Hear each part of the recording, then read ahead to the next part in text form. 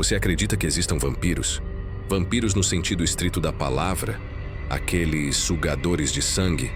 Seres não mortos que se alimentam do sangue de pessoas vivas? Bem, você provavelmente já ouviu muito sobre isso, mas é pouco provável que acredite. No entanto, 2 cidadãos britânicos, desde 1970, travaram uma acalorada disputa por um tema que tem a ver com vampiros. David Farrant e Sean Manchester. Eles se tornaram inimigos ferrenhos desde 1970. Um deles, Sean Manchester, que é chamado de bispo da Igreja Católica Apostólica Véstia, Manchester, também se apresenta como exorcista, filósofo, pintor, artista, escritor, etc. O outro, David Farrant, se apresentava e continuou se apresentando até sua morte como presidente da organização conhecida como British Psychic and Occult Society, entre outras coisas. Manchester, posteriormente a 1970, também se intitulou presidente da British Occult Society. Ou seja, um dizia que era Psychic and Occult e o outro simplesmente Occult. Entre eles, era uma briga mortal. Eles haviam escrito de tudo. Ambos tinham, na época dos blogs, inúmeros blogs em que seus seguidores se dedicavam a responder às injúrias postadas pelos seguidores do outro. Qualquer publicação na internet podia ser motivo de crítica, respostas, etc. Foi um período muito intenso até 2019, quando finalmente David Farrant faleceu de causas naturais. E Sean Manchester, pelo menos até pouco tempo atrás, ainda estava vivo e se apresentando como o bispo Sean Manchester da Igreja Católica Apostólica Véstia, que não tem nada a ver com a Igreja Católica Romana. O detalhe aqui é que essa história começa muito tempo atrás. E por que eu perguntei se você acredita em vampiros? Bem, porque essa discussão entre os que acreditam e os que não acreditam foi o que motivou a briga desses 2 sujeitos que durou muitos anos. E o mais curioso é que David Farrant afirmava que não era um vampiro, enquanto o outro afirmava que sim. E esse foi o tema central. A primeira coisa que precisamos conhecer é o local onde tudo isso aconteceu. Londres, Inglaterra, em uma zona próxima a Highgate, onde se encontra um antigo cemitério, o cemitério de Highgate. É um lugar impressionante, sem dúvida. Há cerca de 170 mil pessoas sepultadas lá, o que não é um número tão grande, mas o local em si é imenso, provavelmente com cerca de 16 a 18 hectares. Não tenho certeza das dimensões exatas, pois as fontes variam muito. O fato é que é grande o suficiente para estar dentro de uma cidade tão populosa como Londres. Não é tão antigo, na verdade. As primeiras tumbas datam de 1830, então não chega a ter 200 anos. Mas tem uma história incrível que o tornou mais famoso do que outros cemitérios mais cuidados e talvez mais importantes de Londres.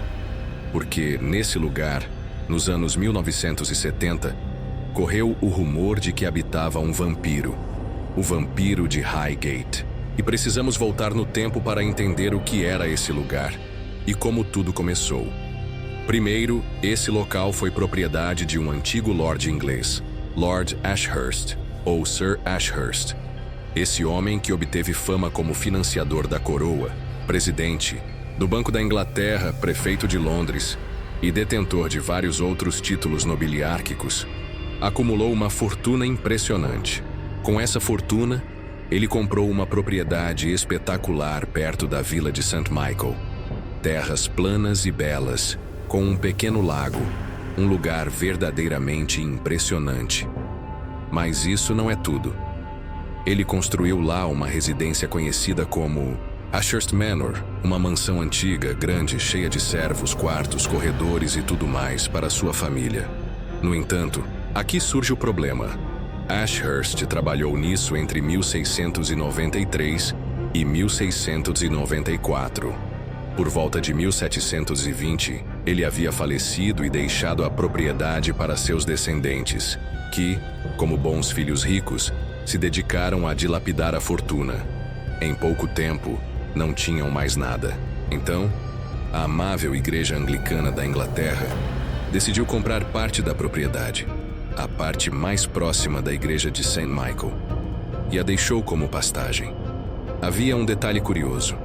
No centro dessa propriedade, havia uma árvore antiga. Não era particularmente bonita, mas era uma árvore que estava lá desde antes de Ashurst comprar a propriedade. Um cedro do Líbano, uma árvore preciosa. O detalhe é que, segundo a lenda, um dos descendentes de Ashurst teria tirado a própria vida naquela árvore, ao se ver arruinado por apostas, vícios e mulheres. Não há quem confirme ou negue isso, mas foi aí que as histórias começaram. A velha mansão dos Ashurst logo cairia no esquecimento, sendo abandonada cada vez mais. Uma casa gigantesca, cheia de quartos e serviços, era impagável. Então, um dia, a família se mudou e vendeu a propriedade que passou a fazer parte da igreja, que preferiu não ocupá-la, pois a casa, segundo se conta, já tinha uma reputação sombria. Dizia-se que a casa dos Ashurst tinha algo maligno, algo diabólico, e, naquele lugar, as pessoas que tentaram morar depois simplesmente não conseguiram. Depois que os Ashurst se foram, a mansão foi ocupada várias vezes por famílias importantes, que fugiam devido a constantes aparições de fantasmas, demônios e outras coisas horrendas que ocorriam lá dentro. A casa foi abandonada e se deteriorou. Anos depois, por volta de 1820, a casa estava em ruínas e a propriedade foi vendida para uma associação britânica de cemitérios, um grupo que estava construindo cemitérios. Havia um problema muito grave naquela época. Em Londres, os cemitérios estavam superlotados. Além disso, havia cemitérios por todos os lados. Nas igrejas, nos conventos, atrás das estações de trem, em qualquer pedaço de terra que alguém pudesse encontrar. O governo de Londres decidiu acabar com esse problema construindo os chamados 7 Magníficos, 7 cemitérios distribuídos ao redor da cidade. Highgate era um desses cemitérios particulares.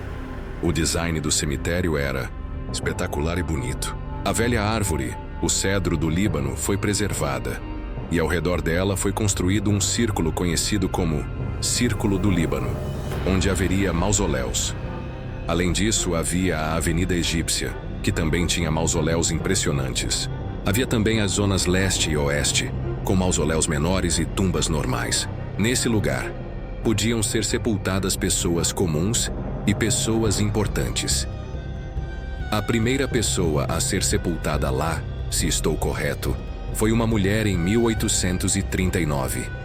A partir daí, todo tipo de pessoa foi enterrada lá, desde Faraday, o famoso inventor, até Karl Marx, o filósofo que escreveu O Capital junto com Engels e que deu origem ao movimento comunista. Curiosamente, Marx está sepultado em um cemitério imperialista, longe das tumbas dos proletários. O cemitério começou a operar e tudo parecia bem. Era um lugar bonito, interessante, cheio de tumbas suntuosas. As pessoas iam lá só para ver o cemitério. No entanto, a cidade foi crescendo, e para ir de um ponto a outro, o melhor caminho era cruzar o cemitério. Foi aí que começaram a surgir os primeiros relatos de coisas estranhas que aconteciam lá. Um dos poucos relatos que restam é de 1890, sobre um homem chamado Michael Jones, que trabalhava em uma área de Londres e voltava para casa cruzando o cemitério. Ele relatou que, ao cair da tarde, percebeu algo estranho dentro do cemitério.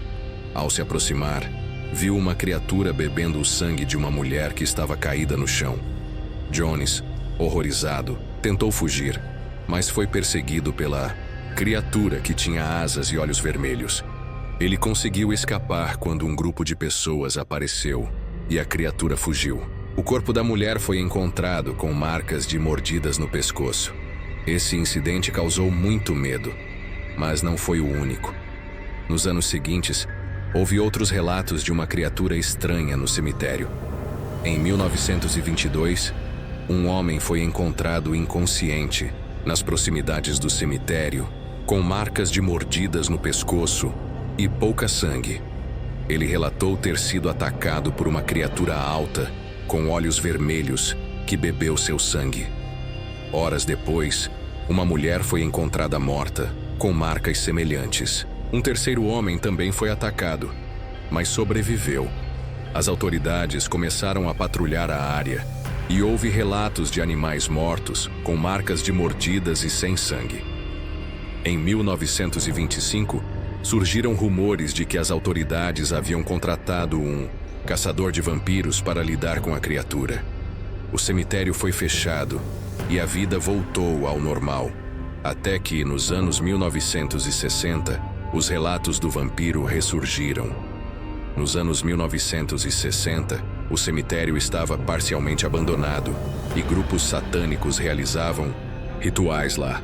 Em 1969, uma jovem de 16 anos relatou ter sido atacada por uma criatura que tentou morder seu pescoço. Isso chamou a atenção de David Farrand, que começou a investigar o caso. Ele entrou no cemitério à noite e afirmou ter encontrado uma criatura gigantesca, mas conseguiu escapar. Em 1970, Farrand organizou uma caçada ao vampiro, que atraiu centenas de pessoas armadas com estacas, alho e cruzes. A caçada não encontrou nada, mas o interesse pelo caso continuou. Sean Manchester, por sua vez, afirmava que o vampiro era real e que ele era um príncipe valaquiano que havia sido trazido para a Inglaterra. A rivalidade entre Farrand e Manchester cresceu ao longo dos anos, com cada um publicando livros e artigos sobre o caso. Manchester afirmava ter matado o vampiro em 1973, enquanto Farrand continuava insistindo que não havia vampiro, apenas fenômenos paranormais. O cemitério de Highgate foi reformado e se tornou uma atração turística. Hoje é possível visitá-lo e até comprar uma tumba lá. No entanto, o mistério do vampiro de Highgate permanece. Houve muitos relatos de fenômenos estranhos e a história continua a fascinar aqueles que se interessam pelo lado obscuro da história. Para não ficar por fora dessas histórias, deixe seu like e se inscreva no canal. E até a próxima!